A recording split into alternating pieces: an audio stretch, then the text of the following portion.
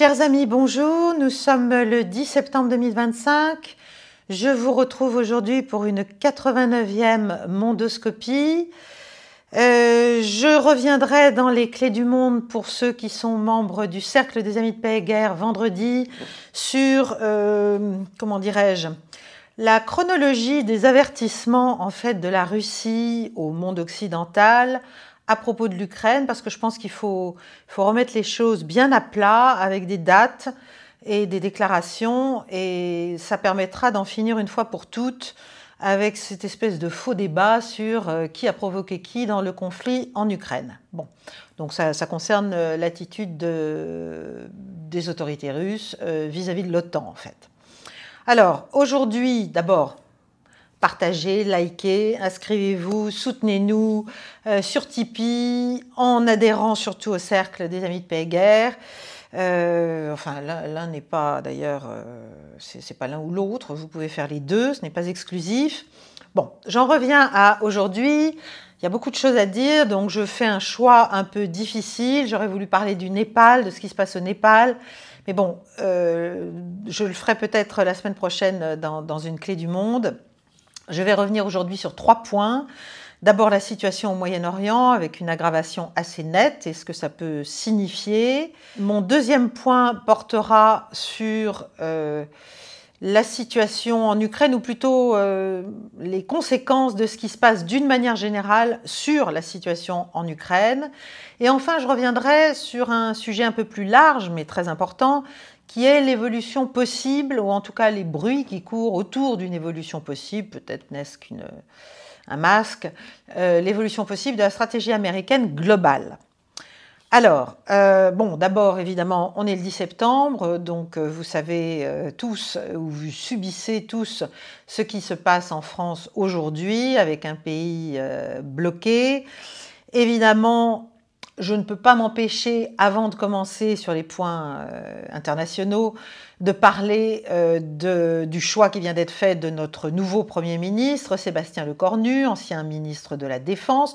D'ailleurs, peut-être qu'il va garder la défense dans son escarcelle. Je rappelle qu'au titre de notre Constitution de la Ve République, le Premier ministre est responsable de la défense nationale. Donc, il y a une logique, je dirais même, à conserver ces responsabilités-là. Néanmoins, est-ce une bonne nouvelle, si vous voulez? Le choix de Sébastien Lecornu obéit sans doute à tout un tas de raisons du point de vue présidentiel, mais peut-être aussi à une raison inquiétante, qui est celle eh bien, de notre posture continue et méthodique, et qui se poursuit jour après jour au gré des réunions, des coups de fil, des sommets, notre posture de guerre, en fait, de mise en état de confrontation possible face à la Russie, avec la Russie, contre la Russie. Et évidemment, Sébastien Lecornu est un homme de qualité, il a effectivement réussi à faire passer la loi de programmation militaire, mais c'est aussi bien sûr grâce à la guerre en Ukraine et à la polarisation politique qu'elle a produite sur notre échiquier politique national, et au fait finalement qu'aucun grand parti représenté à l'Assemblée nationale n'a véritablement osé s'opposer à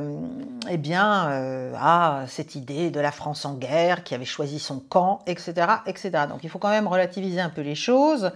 En tout cas, je pense que voilà, le fait que ce soit lui, du point de vue des questions internationales et du point de vue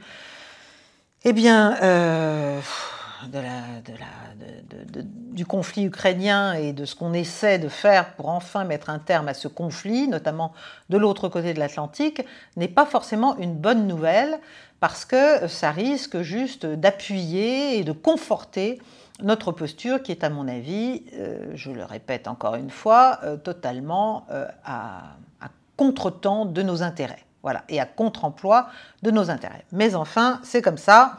Personne n'aime le réalisme dans ce pays, en tout cas pas au pouvoir. Et donc, comme personne ne veut avoir l'air d'être pro-russe ou pro-Poutine ou pro-je ne sais quoi, puisqu'on est immédiatement taxé de cela si on est réaliste, eh bien, évidemment, on continue comme un seul homme vers un affrontement qui Je ne sais pas quelle forme il peut prendre véritablement ou si on saura s'arrêter au bord du précipice, mais en tout cas, pour l'instant, on continue, on continue. Voilà, hein, on ne change pas une équipe qui gagne de ce point de vue-là. Je parle de l'échelle européenne. Bon. Pour l'instant, voilà, c'est les va-t-en-guerre qui décident. Mais aujourd'hui, je vais vous parler surtout du Moyen-Orient, parce qu'on voit une montée en tension assez forte, bon, qui est bien sûr déjà dans les cartons en permanence avec ce que fait Israël à l'échelle de la région. Mais après la séquence humiliante quand même qu'a vécu Donald Trump avec le sommet de l'OCS, de l'Organisation de coopération de Shanghai, avec les grandioses commémorations militaires, célébrations à Pékin de la fin de la Deuxième Guerre mondiale de ce côté-là, avec ce défilé militaire absolument impressionnant, pour dire le moins. Évidemment, il y a une posture de Trump qui, malgré tout, patine sur un certain nombre de choses, qui voit sa guerre des tarifs s'être retournée complètement contre lui, puisque l'Inde, là, vraiment colle plutôt au duo sino-russe. Bref, il y a un moment où là, les États-Unis sont en mauvaise posture, en fait, globalement, si vous voulez, assez humiliante. Et ils veulent montrer que c'est encore eux qui dirigent l'agenda et qui dirigent ou qui contrôlent une grande partie du monde. Et ça, ce n'est pas évidemment une bonne nouvelle pour la sécurité du Moyen-Orient. Donc, il y a eu, vous en avez forcément entendu parler, l'attaque hier israélienne au Qatar, à Doha, sur le QG du Hamas, dans l'espoir probablement d'éliminer tous les dirigeants du Hamas. C'est assez éclairant sur la réalité de la volonté, n'est-ce pas, d'accord, si certains se faisaient encore des illusions, la volonté de négociation d'Israël avec les dirigeants du Hamas et donc en fait la volonté israélienne de trouver, d'arrêter la guerre à Gaza et d'arriver à trouver une forme d'accord politique, aussi imparfaite soit-elle. Là, on voit bien que ce n'est pas du tout leur sujet. Le Qatar, c'est un État souverain, on n'a pas tout à fait l'impression, là, aujourd'hui, évidemment, mais c'est surtout l'endroit où il y a la plus grande base américaine de la région. Donc, ça n'est pas, entre guillemets, l'Iran, si vous voulez, évidemment, en termes de puissance, ce n'est pas du tout la même chose, mais ça n'est pas l'ennemi désigné, si vous voulez, des États-Unis ou même d'Israël. C'était un médiateur dans ce conflit. C'est d'ailleurs les États-Unis, à ma connaissance, qui avaient demandé aux Qataris d'accueillir, de se faire puissance médiatrice et d'accueillir des pourparlers. Donc le Qatar, en fait, c'est un allié, entre guillemets, mais tout est dans les guillemets, américain. Manifestement, d'après ce que j'ai cru comprendre, le négociateur en chef actuel pour le Hamas n'a pas été atteint, n'a pas été assassiné. Évidemment, on pourrait penser comme ça, si on ne comprend pas la réalité du rapport de force dans la zone, on pourrait imaginer que le Qatar a des options de représailles contre Israël pour le punir de cette agression qui est totalement, et bien sûr, en totale rupture de tout droit international. Enfin bon, c'est pas un scoop non plus, et c'est pas non plus la première fois. Mais enfin, le Qatar a quand même des moyens, en théorie, de gêner Israël, et notamment de couper son accès indirect à un très grand port pour le commerce international et régional, qui est le port d'Hamad, et qui est l'un des nœuds, si vous voulez, de communication commerciaux dans tout le Moyen-Orient. Donc c'est un port qui a quelques années, déjà qui a 10 ans, qui a commencé à être en activité il y a 10 ans environ, qui est très automatisé, ultra moderne, qui est lié à une centaine de ports dans le monde, et qui en fait permet de distribuer les bateaux, les containers, etc., entre l'Asie, l'Europe et l'Afrique. Donc c'est assez énorme, c'est à 500 km du détroit d'Ormuz, c'est à 600 km du Koweït, c'est à peu près à 200 km de l'Iran, un peu plus. Donc on pourrait se dire que là, Netanyahou, dans sa stratégie de fuite en avant et de volonté probablement de remettre encore une fois une attaque contre l'Iran éventuellement dans les tuyaux, c'est un mouvement, c'est une décision à courte vue d'être allé attaquer le Qatar pour taper le Hamas, parce que malgré tout, le Qatar était, après Oman, le deuxième pays qui avait normalisé son commerce non officiellement, enfin tous ses liens commerciaux, si vous voulez, même non officiellement, mais enfin de fait, avec Israël depuis le milieu des années 90. Certes, il y avait eu une période de gel en 2009, lorsque Israël s'en était déjà pris à Gaza, mais malgré tout, le commerce s'était poursuivi, et ce que je vais vous dire après vous expliquera peut-être pourquoi. Mais là, si vous voulez, le Qatar pourrait bloquer, ou en tout cas pourrait gêner tout le commerce qui est lié à Israël ou qui profite à Israël et qui passe par ce port d'Hamad et surtout augmenter les coûts de transport en fait pour les marchandises israéliennes. Au-delà, ça pourrait même évidemment, et ça va être à observer dans les mois à venir, ça peut renforcer l'isolement régional d'Israël. Parce qu'il y a déjà un certain nombre de pays et de sociétés qui sont de moins en moins enclines à coopérer avec Tel Aviv, évidemment, puisque bon, voilà, il se passe ce qui se passe et tout le monde le voit, donc ça peut gêner aussi l'image ou même les positions de certains pays et les positions de leurs compagnies. Donc, vous savez, il y a ce corridor qu'on appelle IMEC, India, Middle East, Europe Economic Corridor, IMEC, enfin IMEEC.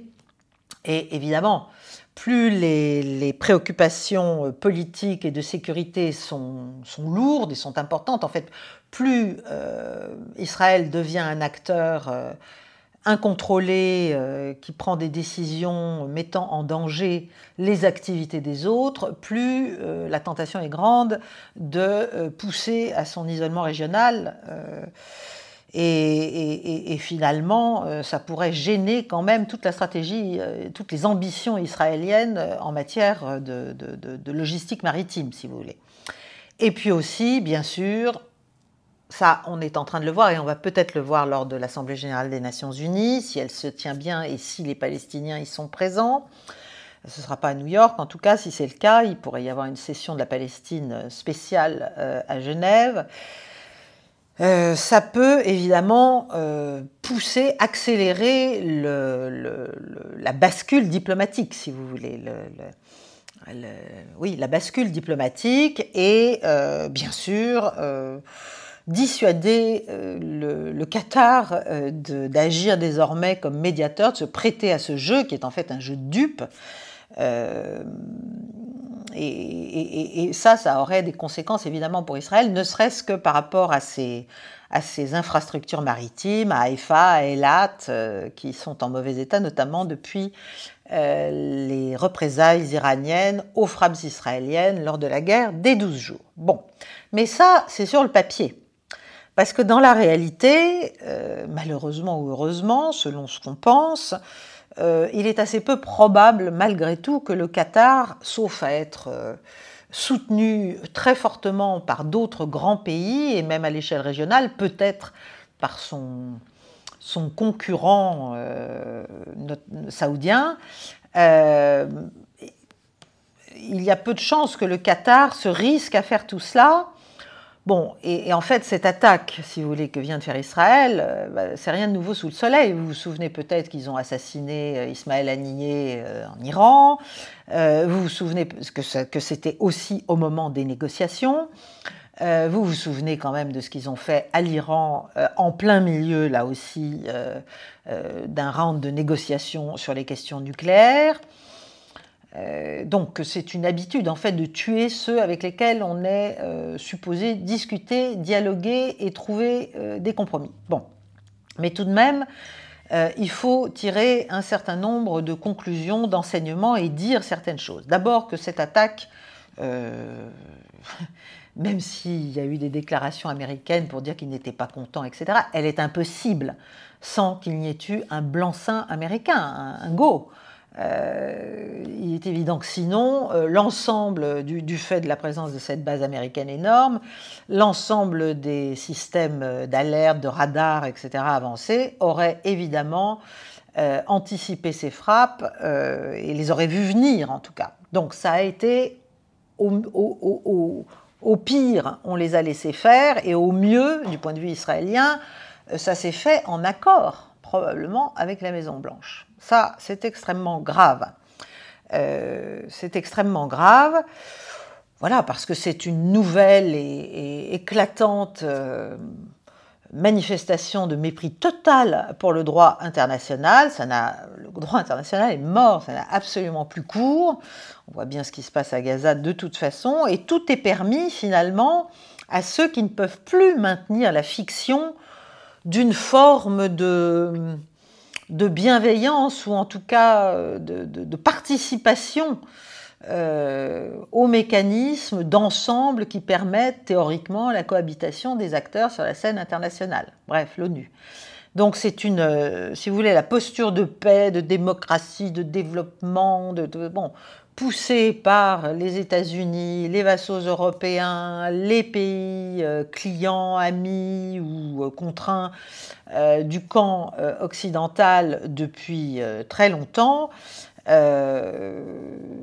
Toute cette posture, elle tombe complètement en ruine, plus que jamais. Bon, ça, on voit depuis longtemps qu'elle tombe en ruine, mais là c'est encore une manifestation. En fait, c'est un peu la fin de l'ONU, c'est pour ça que c'est très intéressant de voir ce que les Chinois et les Russes sont en train de faire, ce qu'ils ont expliqué à la fin des festivités à Tianjin et à Pékin. C'est-à-dire, en fait, ils sont en train de recréer une autre enceinte inclusive, basée sur les principes de l'ONU qui n'ont plus cours manifestement dans cette enceinte. Voilà, ça ne sert plus à grand-chose. Donc, je pense que les États-Unis, qui laissent ainsi faire Israël, ils le font dans le cadre de la perception, ou peut-être du constat qu'ils font de leur, non pas de leur impuissance, mais de la baisse de leur capacité de contrôle sur le reste du monde, et même au Moyen-Orient. Même au Moyen-Orient, je ne parle même pas du raidissement russe en Ukraine, puisque là, les Russes commencent à comprendre que... D'ailleurs, les Russes feraient bien d'observer très sérieusement ce qui s'est passé à Doha, parce que ça peut se produire. On n'est plus à l'abri de rien, si vous voulez. Il y a un tel délire, il y a une telle panique, en fait, que ce soit à Bruxelles ou que ce soit à Washington, et que ce soit à Tel Aviv, eh bien, ce sont des positions radicales qui sont prises, et des décisions radicales qui sont prises pour essayer eh bien, de forcer, encore une fois, par des coups de force et par des faits accomplis, une position avant qu'elle ne soit ruinée, avant qu'on ne soit vraiment obligé de discuter, parce qu'on n'aura vraiment plus les moyens. Bon, donc... voilà, je ne sais pas ce qu'en déduit Moscou en observant tout ça, mais il est vrai que presque chaque jour, nous avons des déclarations de pays de l'OTAN, de Mme Kaja Kallas, qui dirige soi-disant la diplomatie européenne, de Mme van der Leyen, de dirigeants européens, les Britanniques et nous, bien sûr, qui sont là pour expliquer qu'il faut se mettre en état de guerre contre la Russie, parce que la Russie nous menace directement. Bon, moi, autant je suis évidemment pour le renforcement de l'outil militaire français, c'est évident, et de ce point de vue-là, ce qu'a pu faire d'ailleurs Sébastien Lecornu en tant que ministre de la Défense, c'était très bien, même si ce ne sont que des rattrapages, parce que voilà, on ne peut pas non plus augmenter si facilement ce qui est alloué à la défense. Mais évidemment, il faut qu'un pays soit capable de se défendre. Mais c'est une chose d'augmenter ses moyens, ses capacités, ses formats, et ses armements, son industrie, etc., de défense. Et c'en est une autre de désigner un ennemi, c'est-à-dire de dire qu'on fait cela parce qu'on a un ennemi et que cet ennemi est la Russie. C'est là qu'on atteint les limites à la fois du ridicule, de l'absurde et du dangereux. Bon, mais pour revenir au Moyen-Orient, en fait, si on part du principe que Washington a laissé faire, voire même a été d'accord pour ce que viennent de faire les Israéliens au Qatar, eh bien, il faut quand même finir par enlever les pots de saucisson qui gênent quand même la vision de beaucoup de dirigeants encore sur cette planète et comprendre que l'Amérique, en fait, n'a aucun allié sur cette planète. Elle n'a que des vassaux, elle n'a que des pays qu'elle contrôle, et donc tout le discours sur les alliés stratégiques d'Amérique, c'est une vaste clownerie en fait. C'est une vaste clownerie, c'est un mensonge en fait que seuls les faibles et les protégés, c'est-à-dire ceux qui sont dans cette relation de dépendance et de contrôle, comment dirais-je, acceptent et relaient en expliquant qu'ils sont les alliés de l'Amérique, alors qu'ils savent très bien qu'ils n'en sont que plus que les obligés, que les victimes à la fin. Bon, donc on fait semblant de croire à quelque chose. Donc les États-Unis n'ont décidément aucun ami sur cette planète et leurs méthodes ne font pas, évidemment, ne poussent pas, n'est-ce pas, les autres à vouloir, à rechercher une relation saine avec eux, un peu équitable, en tout cas au plan des principes, parce que, et c'est ça que je veux rappeler, il faut comprendre que, en fait, tous les pays qui sont dans un lien dit d'amitié ou d'alliance avec les États-Unis sont en fait prisonniers. Ils sont prisonniers financièrement, ils sont prisonniers économiquement et ils sont menacés militairement s'ils désobéissent. Hein, ça aussi, on devrait commencer à réfléchir. Ça pourrait être le cas de l'Europe un jour. Bon. Et ça s'applique d'ailleurs même à Israël, puisque vous vous souvenez de l'accord qu'a conclu Trump en coupant la chic à Benjamin Netanyahou, lorsqu'il a fait un accord très rapide avec les Houthis sur le thème vous arrêtez de bombarder nos navires, parce qu'on n'en peut plus et on n'y arrive pas, et nous on arrête de vous faire des frappes meurtrières, des campagnes de frappe sur votre territoire. Ça s'est fait certainement pas avec l'accord d'Israël. Bon. Donc, on en revient toujours à cette question au Moyen-Orient. Si on part de ce principe qu'il n'y a pas d'alliés, il y a juste des relations de contrôle, pourquoi, en fait, quand on voit ce qui se passe à Gaza, quand on voit finalement qu'il n'y a qu'une malheureuse flottille privée, qui d'ailleurs se fait attaquer par Israël, qui essaie de briser le siège de Gaza, mais qu'aucun pays arabe finalement ne le fait véritablement, ne fait quoi que ce soit, pour être clair, on peut se demander, mais pourquoi les pays arabes laissent-ils tomber la Palestine, si vous voulez? Pourquoi ils ne font rien? Bon, pour les Palestiniens. Pourquoi ils ne font rien contre Israël à propos de la Palestine?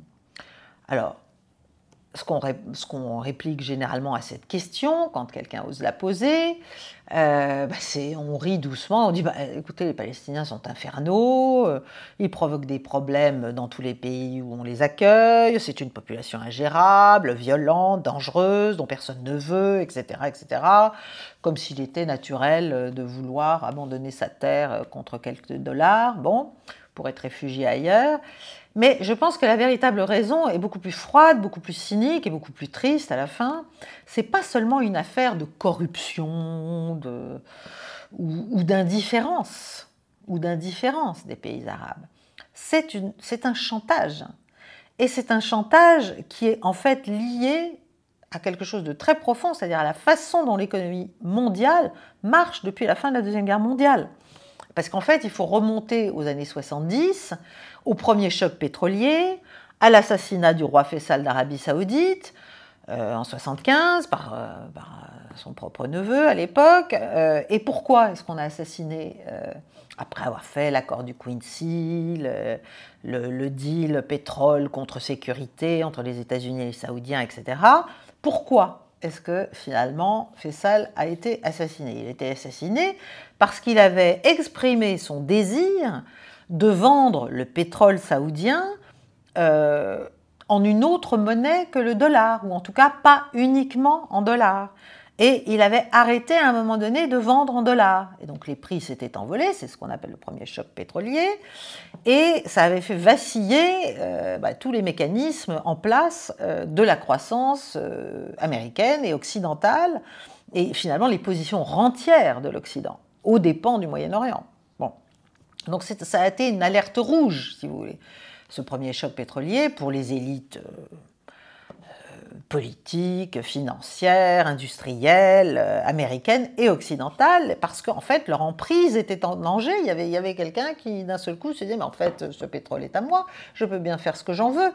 Bon, donc la réalité c'est que tous les pays du monde, depuis la Deuxième Guerre mondiale, et c'est tout l'enjeu de la dédollarisation de l'économie mondiale, ont besoin du dollar pour faire du business, pour exister, pour se développer, pour être sur la scène internationale, pour vivre, pour faire vivre aussi leur population.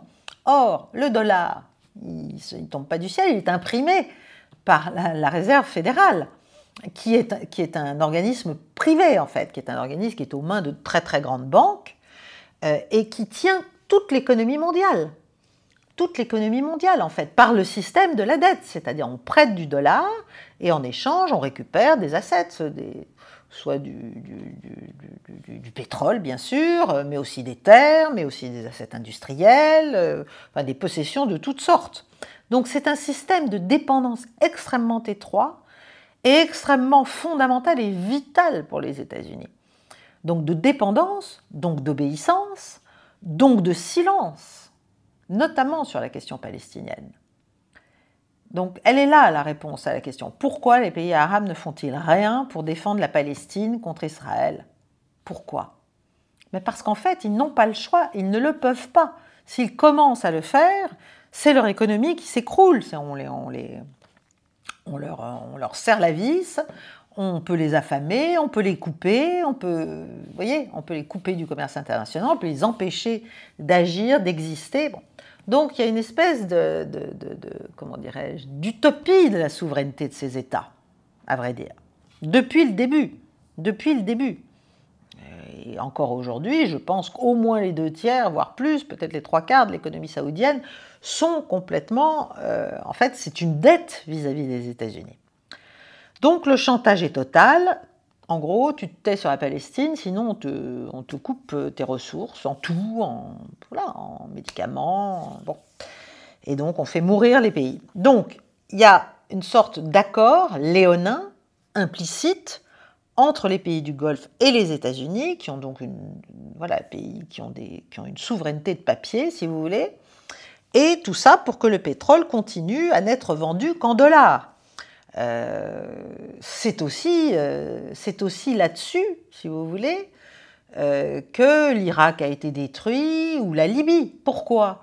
Parce que l'Irak comme la Libye avaient des velléités d'indépendance, et c'était des pays extrêmement riches. Et à un moment donné, Saddam Hussein voulait vendre son pétrole à l'Europe, donc en euros. Hein. Et quant à la Libye, vous savez, il y avait les grands rêves de Muammar Kadhafi sur l'unité arabe, et d'ailleurs d'une manière générale le nationalisme arabe, qui est évidemment le cauchemar géopolitique régional des États-Unis. Mais en tout cas, Kadhafi, lui, il voulait un dinar basé sur l'or. Voilà, qu'il aurait fait se diffuser à toute l'échelle du Moyen-Orient. Donc tout ça, c'est juste inacceptable, intolérable pour les États-Unis. Et c'est aussi comme ça que s'explique quand même un certain nombre de conflits. Voilà, donc d'ailleurs la création même d'Israël, son installation, sa protection envers et contre tout, sont liées aussi à cette nécessité pour les États-Unis d'empêcher le monde arabe de s'unir. Parce que c'est un gigantesque puits de pétrole et de gaz. Hein, voilà. donc pour la croissance américaine et pour la domination américaine sur le reste du monde et sur les mécanismes financiers internationaux, c'est évidemment une partie du monde qui doit être sous contrôle, donc déstabilisée, donc éclatée, donc morcelée, donc voilà. Bon. Donc, quand les États-Unis, d'ailleurs, disent que la sécurité d'Israël est vitale pour la leur, c'est ça, en fait. On dit, mais non, c'est pas... Mais si, c'est tout à fait vital. C'est tout à fait vital. Bon. Donc, c'est pour ça aussi que toute la diplomatie, notamment russe, depuis le milieu des années 2010, ouais, ça a commencé en 2015-2016, la reprise de relations avec le père de MBS en Arabie Saoudite, de Vladimir Poutine, la création de l'OPEP+, enfin tous ces espèces de mécanismes d'équilibrage au détriment en fait du dollar et de l'économie américaine, de la part américaine dans l'économie mondiale, qui est écrasante. Bon, elle l'est de moins en moins, mais elle l'était en tout cas il y a encore 10 ans. Et toute l'émergence des BRICS, et tout ça, ce sont pas des, comment dirais-je, des péripéties internationales que regarderaient les États-Unis distraitement en se disant peu manchot. Non, pas du tout. Ils doivent combattre cela. Bon. Et quand il y a des accélérations de ces phénomènes alternatifs et de l'émergence d'un pôle de puissance, comme on vient de le voir à Pékin, eh ben, voilà, il y a des réactions. Il y a des réactions à d'autres endroits. Et évidemment, là, ça rencontre les objectifs israéliens qui sont de continuer à mettre le feu aux poudres et éventuellement de retaper l'Iran, surtout que le ministre des Affaires étrangères iranien vient de signer avec Raphaël Grossi, donc le directeur de l'Agence internationale pour l'énergie atomique, un accord qui autorise de nouveau des inspections de l'AIEA en Iran pour surveiller le programme nucléaire iranien. Donc c'est une reconnaissance aussi. Bien sûr, on va les surveiller, mais c'est une reconnaissance de la légitimité des prétentions iraniennes à avoir un programme nucléaire civil qui se poursuive.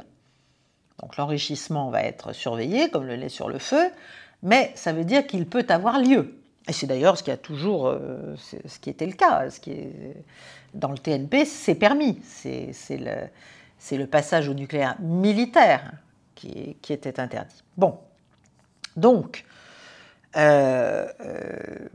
si vous voulez, la façade de la souveraineté des pays arabes est balayée aujourd'hui par Washington, parce qu'il y a ce contexte de l'émergence de plus en plus lourde de pôles alternatifs de puissance, coagulés autour de Pékin et de Moscou finalement, mais aussi de l'Inde désormais et des BRICS.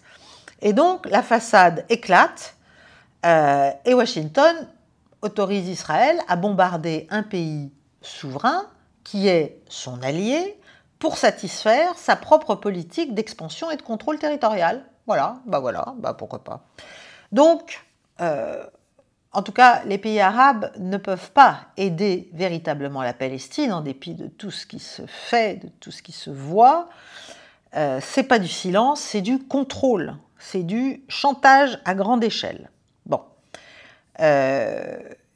Israël donc poursuit et va poursuivre, je le crains, sa politique parce qu'Israël est dans une impasse, si vous voulez.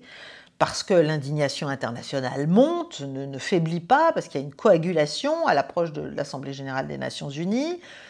Et donc, tant que l'impunité est possible, si vous voulez, tant que les États-Unis ne disent rien, et ils ne disent rien, et ils continuent à fournir Israël en armement, voilà, pour des raisons qui sont aussi culturelles, entre les chrétiens sionistes, les évangélistes, enfin bon, il y a tout un tas de facteurs qui font que ce soutien américain ne faiblit pas et qu'Israël en profite en fait pour aller le plus loin possible avant que peut-être il ne faille faire éventuellement une concession. Bon, donc il cherche à attaquer l'Iran et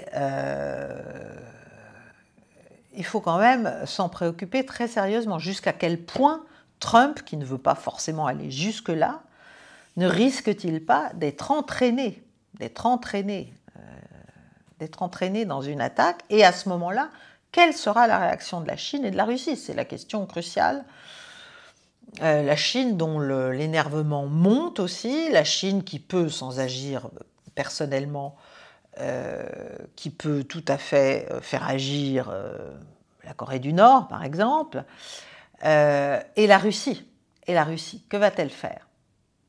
Alors, ça m'amène à mon deuxième point, qui est de revenir un peu sur le théâtre européen et de vous parler de la relation russo-américaine, puisque quand même des discussions se poursuivent. Alors là aussi, on a cette espèce de chaud et froid américain qui est assez intolérable, je dois dire. Moi, je serais fatiguée si c'était moi qui discutais avec les équipes américaines, parce que vous avez d'un côté, par exemple, le secrétaire au Trésor, Scott Bessent, qui explique qu'il faut taper la Russie avec des sanctions extrêmement fortes. Voilà, enfin, ça continue. Et puis à côté, vous avez Donald Trump qui dit non, mais ça ne sert à rien d'isoler la Russie, ça n'est pas une bonne idée du tout. Et qui, en gros, fait mine, en tout cas, de se laver les mains de ce qui peut bien arriver à l'Ukraine. Et si les Européens, n'est-ce pas, veulent prendre en charge, surtout avec des armes américaines, la défense ou une posture agressive résiduelle contre Moscou, eh bien pourquoi pas, après tout, qu'il le fasse. Bon. Lui, il est dans un combat de titans, en fait.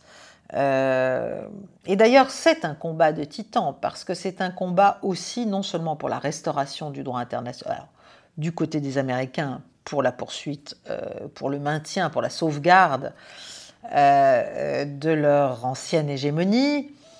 Pour les autres, besoin de s'affirmer et de proposer autre chose au reste du monde. Et évidemment,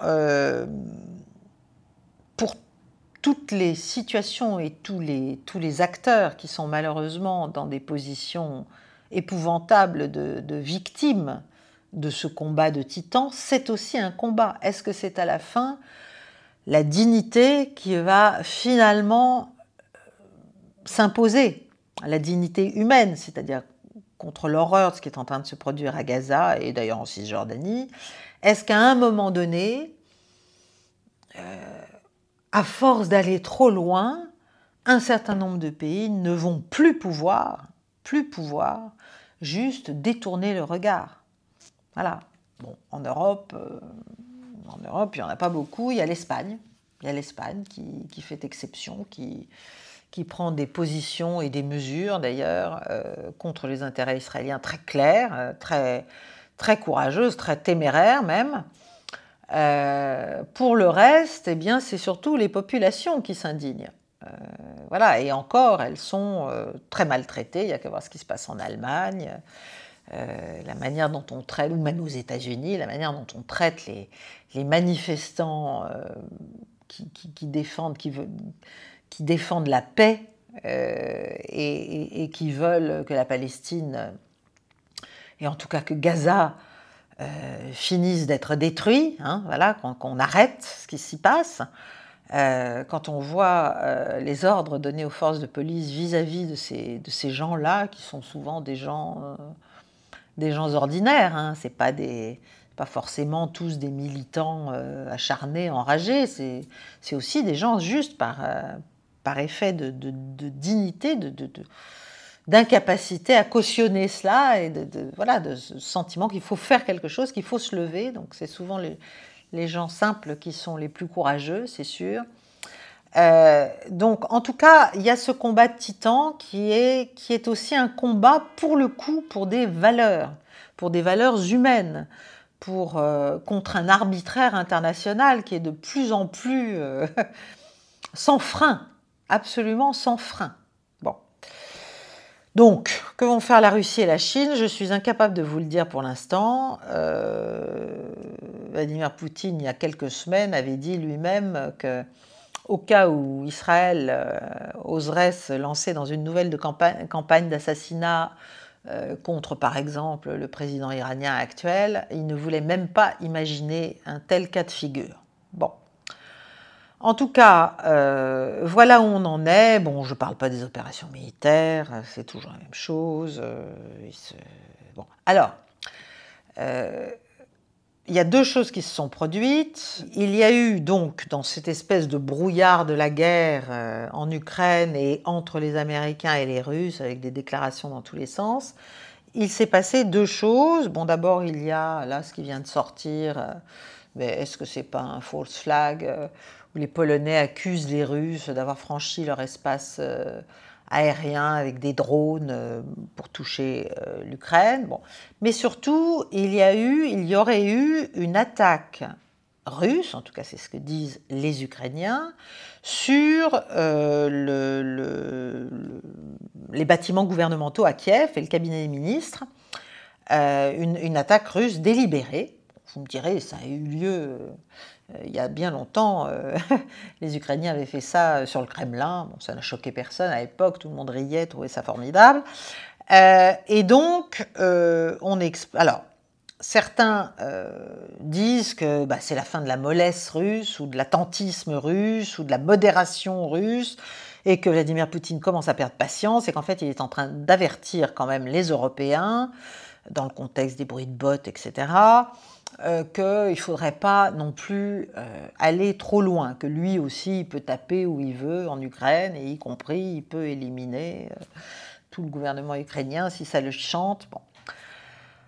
Moi, j'ai tendance à penser que ça n'est pas très dans la façon poutinienne, premièrement, et deuxièmement, que ce n'est pas l'intérêt, en fait, de la Russie de faire cela, l'intérêt véritable, où on le fait radicalement, mais le faire comme ça, de manière perlée, au moment même où vous avez tous les va-t-en-guerre européens qui essaient de pousser Donald Trump à leur donner des garanties de sécurité, à les aider, les soutenir, voire participer au déploiement de troupes en Ukraine, voilà, et qui explique à Donald Trump et à son administration sans arrêt que l'Europe est menacée par la Russie, n'est-ce pas? Et que voilà, il faut absolument réagir. Est-ce qu'il est de l'intérêt de Vladimir Poutine d'aller faire une attaque comme ça, ponctuelle, pendant une campagne de frappe qui a touché toute l'Ukraine dimanche dernier? Bon, la Russie a nié, enfin, pas parce qu'elle nie qu'elle ne l'a pas fait, évidemment. Il y a eu des rapports ukrainiens repris qui ont dit qu'en fait, c'était les dommages sur les bâtiments gouvernementaux ukrainiens ont été faits par les débris d'un drone qui était tombé, qui aurait été tombé, qui serait tombé, pardon. Bon, qu'en est-il? Je n'en sais rien, mais ça me semble bizarre, voilà, qu'il ait perdu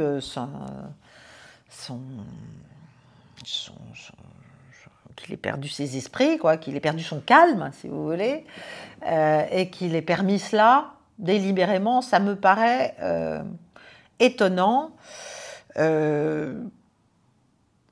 Il n'a pas autorisé ça quand donc il y avait eu ce drone, et c'était en mai 2023, lorsqu'il y avait eu un drone ukrainien qui avait tapé le Kremlin.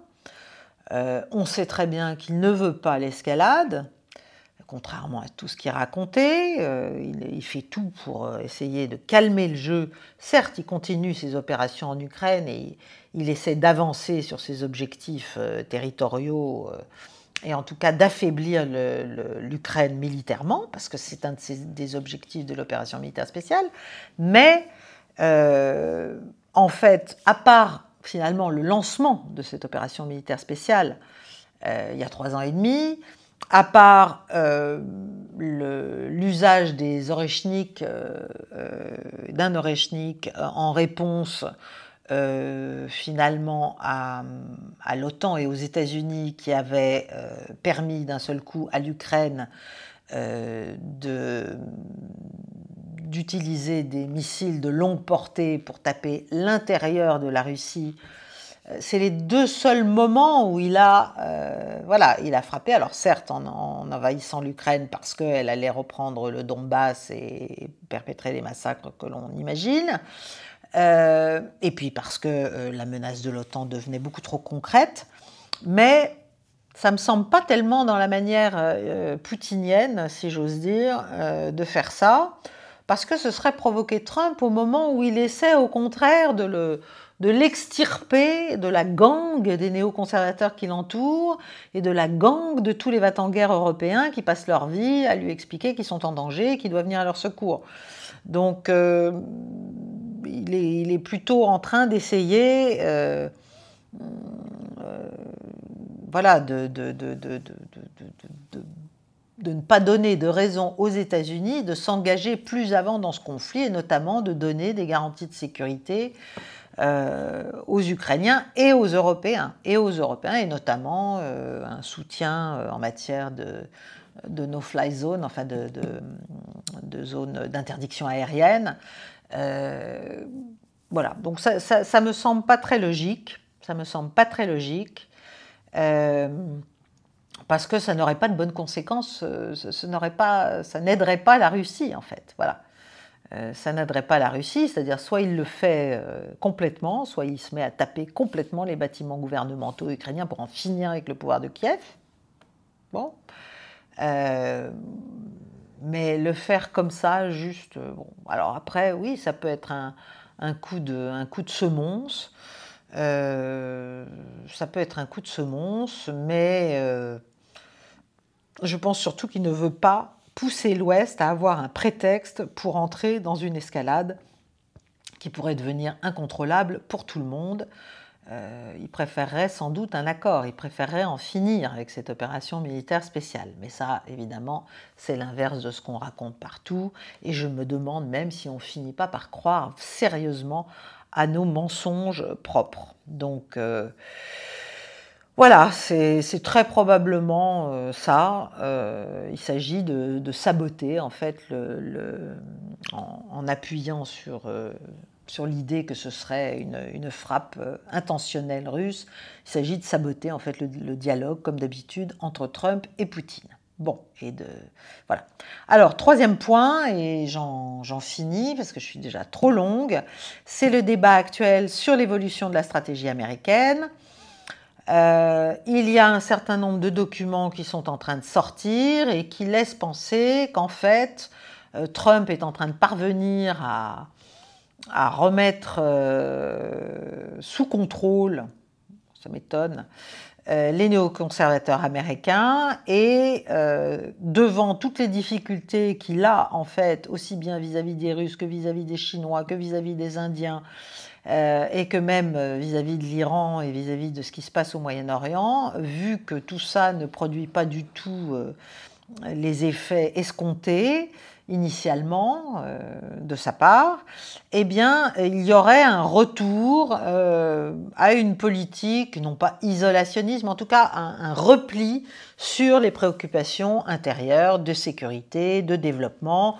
On sait qu'il a lancé toute une politique pour faire tomber le crime dans un certain nombre de grandes villes américaines, en y déployant des forces armées, pas seulement de police. Voilà. Bon, alors, est-ce que c'est vrai? Est-ce que c'est juste les nouveaux habits de l'impérialisme? Mais il y a quand même le Financial Times, il y a beaucoup de journaux qui se font l'écho de cela.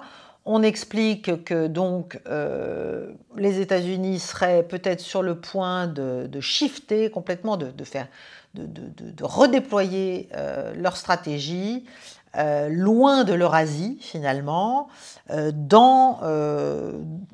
pour revenir vers leur sphère d'influence traditionnelle, c'est-à-dire l'Amérique du Sud.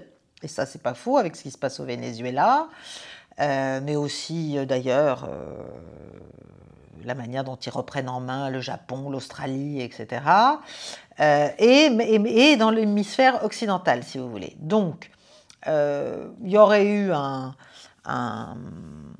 donc il y aurait des papiers de stratégie, en fait, comme ils font toujours, de structures stratégiques, dont l'architecte en chef serait le sous-secrétaire à la défense, pour la politique de défense, pour la stratégie, en fait, ce qu'ils appellent Policy, Undersecretary of Defense for Policy, qui s'appelle Elbridge Colby. Et donc, voilà, la priorité, ce serait de protéger la nation et de revenir en fait sur ce qu'avait décidé et mis en œuvre, et ce qui a été d'ailleurs poursuivi par les administrations suivantes, c'est-à-dire le pivot d'Obama. C'est Obama qui était à l'origine de ça, hein, en 2010 ou autour, vers l'Asie, le pivot de la stratégie américaine et du poids de la stratégie américaine vers l'Asie, donc vers la Chine. Bon. Donc, finalement, les missions domestiques, les missions intérieures, les missions régionales, dans l'ancienne chasse gardée, ce qu'on appelait la doctrine Monroe, c'est-à-dire le fait que l'Amérique latine doit rester sous contrôle américain. Alors là, personne ne doit avoir quoi que ce soit à y redire, hein. Quand les autres ont une chasse gardée, c'est un autre sujet, on va les embêter, mais nous, non, nous, ça c'est pour nous. Voilà, et que donc... contrer Pékin et Moscou, c'était plus le sujet. Bon, alors la question qu'on peut se poser, c'est est-ce que c'est juste une manœuvre de diversion pour que les Russes et les Chinois baissent la garde, hein, ou bien est-ce que c'est le reflet d'une prise de conscience que les États-Unis eh bien, ne sont plus en position précisément hégémonique, ils sont plus assez forts pour s'opposer à ce qui se passe de l'autre côté, et ils se rendent compte que finalement tout ce qu'ils cherchent à entreprendre a des effets de boomerang assez dommageables pour eux, en termes d'image, mais aussi en termes d'intérêt et en termes de crédibilité globale, et que donc il ferait mieux de s'occuper de leurs affaires, en tout cas pendant quelques années, pendant ce temps-là. Donc c'est très intéressant parce que Colby, c'était un ancien faucon anti-chinois, hein, et que la Chine est quand même citée dans tous les papiers de stratégie, au département d'État et ailleurs, comme la Russie, mais avant la Russie, comme principal ennemi systémique pour les États-Unis. Donc si c'est le cas, là on est face à peut-être le reflet d'une forme de prise de conscience. Alors ça ne veut pas dire qu'ils vont se retirer du monde, évidemment non, mais peut-être prendre le temps de refourbir leurs armes, et d'ailleurs de refourbir leurs arsenaux, hein, tout court, surtout qu'en Ukraine, ça ne se passe pas non plus comme il faut, mais que les Européens, qui n'ont pas compris grand-chose, qui n'ont pas compris qu'ils étaient des jouets, sont d'accord pour reprendre le flambeau, n'est-ce pas, de l'hostilité contre Moscou et entretenir finalement cette guerre d'usure. Donc, d'abord, il y a eu pas mal de choses qui permettent d'étayer cette thèse d'un repli, si vous voulez. Donc je vous ai expliqué ce qui vient de se passer à Pékin, etc. Le fait aussi que contre les Houthis, ça ne s'était pas si bien passé que ça, il a fallu faire un accord un peu express. Mais en tout cas, l'alliance entre le dragon, l'ours et l'éléphant, donc autrement dit entre la Chine, la Russie et l'Inde, ça c'est quand même un gros morceau que pour l'instant, les États-Unis n'ont pas forcément envie de continuer à affronter, j'allais dire de manière totalement explicite, puisque ça ne marche pas en fait. Ce qu'ils essaient de faire ne marche pas, tout simplement. Donc, est-ce que c'est un moyen aussi pour Donald Trump d'échapper d'une certaine manière à toutes les manœuvres du Deep State qui essaient de l'entraîner dans des postures et dans des prises de décision qui ne lui apportent pas de pouvoir politique ni même de crédibilité politique suffisante, surtout à l'approche des midterms. On va voir. En tout cas, il y a quand même un certain nombre de signes qui sont intéressants, mais encore une fois, ça peut n'être qu'une, comment dirais-je, une manière habile de laisser le bébé aux Européens. Et notamment, il y a eu un article du Financial Times qui disait que les États-Unis avaient décidé de couper drastiquement les crédits alloués aux pays qui bordent la Russie, n'est-ce pas, en matière de sécurité, de défense, tous les programmes dits d'assistance pour les armées européennes le long des frontières de la Russie. Alors bien sûr, le discours c'est aux Européens de prendre en charge leur propre défense. Bon, très bien, ça permet de faire des économies et de redéployer ça vers d'autres programmes aussi. Et c'est aussi un moyen de déconflicter quand même la position et la posture face à Moscou. Voilà. Donc ça, c'est quand même important, les fameux programmes, comme il y en a eu dans les Balkans pendant des années, ce qu'on appelait les Train and Equip Programmes, par exemple celui qui avait beaucoup aidé les forces bosniaques et aussi les forces croates. Tout ça, là, les Américains sentent qu'il faut peut-être se retirer du front, quoi. Voilà. Hein. Et il faut pouvoir faire en sorte de dire, mais c'est pas nous qui finançons l'activisme belliciste de ces pays contre la Russie. Donc on n'est pas des ennemis, nous, on n'est pas... voilà.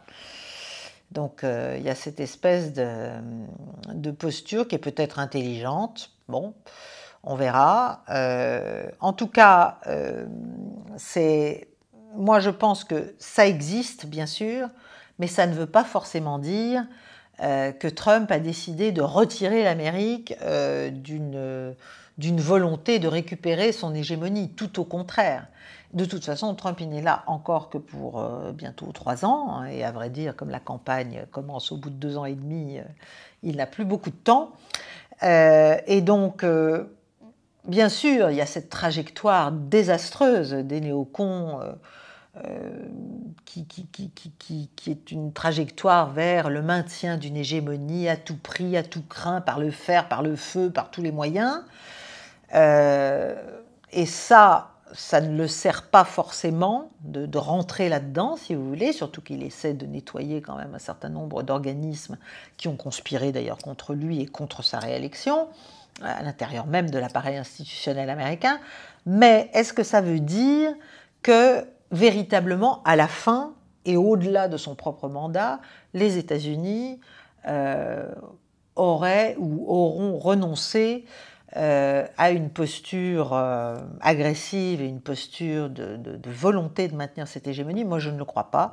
Je crois que c'est une péripétie, si vous voulez, c'est une phase intelligente peut-être, si c'est bien le cas, c'est-à-dire où les Américains et le pouvoir actuel américain se dit, bon, nous devons concentrer nos ressources vers un certain nombre vers le règlement d'un certain nombre de problématiques intérieures, notamment sécuritaires, notamment migratoires. Enfin, voilà, quand on suit un tout petit peu, comme je le fais, mais je ne le fais pas énormément, mais la politique intérieure américaine, on se rend bien compte que c'est aussi ça, et surtout ça, qui le préoccupe, parce que les midterms arrivent déjà, et puis parce que là, il a un peu plus les mains libres, bien que certains États s'insurgent contre ses politiques sécuritaires et contre le fait qu'il reprend en main notamment certaines missions de défense et de sécurité intérieure. En tout cas, voilà, moi je ne pense pas que l'administration Trump, si vous voulez, va être capable de faire bouger les fondamentaux de la grande stratégie américaine, qui est toujours une stratégie d'hégémonie, hein, et de contrôle et de domination. Mais peut-être qu'il y a là une phase de relatif retrait, en tout cas dans l'immédiat, dans les mois immédiats, sur le théâtre intérieur, sachant que de toute façon, le théâtre extérieur, pour l'instant, n'apporte pas les victoires tonitruantes qu'attend Donald Trump, et que ça a plutôt tendance à essayer de l'embarquer dans des aventures militaires, que ce soit en Ukraine ou que ce soit contre l'Iran au Moyen-Orient, dans lesquelles les États-Unis ont beaucoup à perdre, à mon avis. Voilà. Je vous laisse là-dessus. Je vous remercie de liker et de partager cette mondoscopie si vous l'avez appréciée, si elle vous a intéressé. Je vous retrouve la semaine prochaine pour de nouvelles aventures et je vous souhaite une très belle soirée. Merci beaucoup de votre soutien et de votre écoute. Au revoir, chers amis.